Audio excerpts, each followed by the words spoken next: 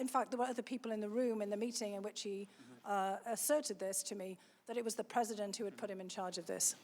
Were you encouraged, as of your last day in the office, that U.S. policy towards the Ukraine was headed in the right direction? I was not. And why was that? Well, I was concerned about two things in particular. One was, again, the removal of our ambassador. And again, I will say for the record that the president has a perfect right to remove any ambassador at any time for any reason. But I was very concerned about the circumstances in which her reputation had been maligned repeatedly on television and in all kinds of exchanges. I felt that that was completely unnecessary.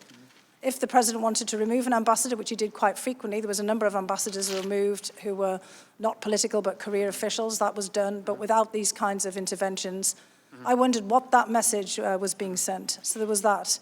And then on the second front, it was very clear at this point that there was, let's just say, a different channel in operation in relations to Ukraine, one that was domestic and political in nature, and that was very different from the channel or the loop, however you like it, that I and my colleagues were in, where we were focused on bilateral relations and US foreign policy toward Ukraine. And these two things had diverged at this point.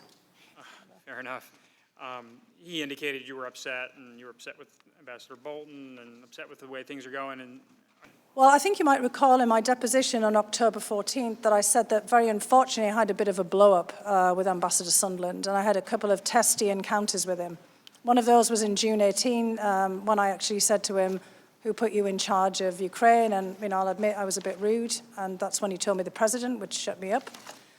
And this other meeting, it was about 15, 20 minutes, exactly as he depicted it was. I was actually, to be honest, angry with him. And,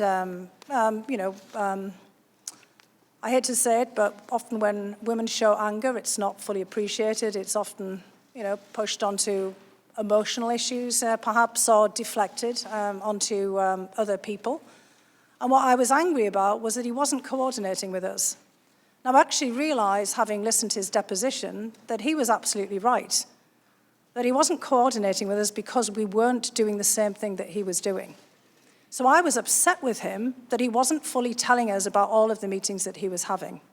And he said to me, "But I'm briefing the president. I'm briefing Chief of Staff Mulvaney. I'm briefing Secretary Pompeo, and I've talked to Ambassador Bolton. Who else do I have to deal with?" And the point is we have a robust interagency process that deals with Ukraine. It includes Mr. Holmes. It includes Ambassador Taylor as the chargé in Ukraine. It includes a whole load of other people. But it struck me yesterday when you put up on the screen Ambassador Sondland's emails and who was on these emails, and he said, "These are the people who need to know," that he was absolutely right, because he was being involved in a domestic political errand. And we were being involved in national security foreign policy, and those two things had just diverged.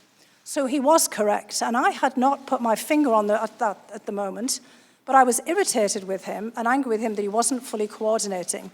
And I did say to him, Ambassador Sondland, "Gordon, I think this is all going to blow up," and here we are.